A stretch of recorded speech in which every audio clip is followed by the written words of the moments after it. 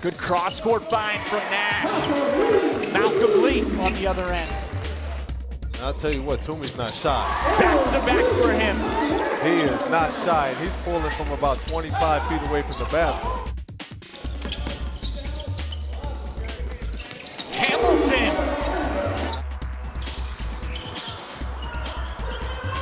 Flannery with space. You can't give him space. He would dot you in the eye all day if you give him space.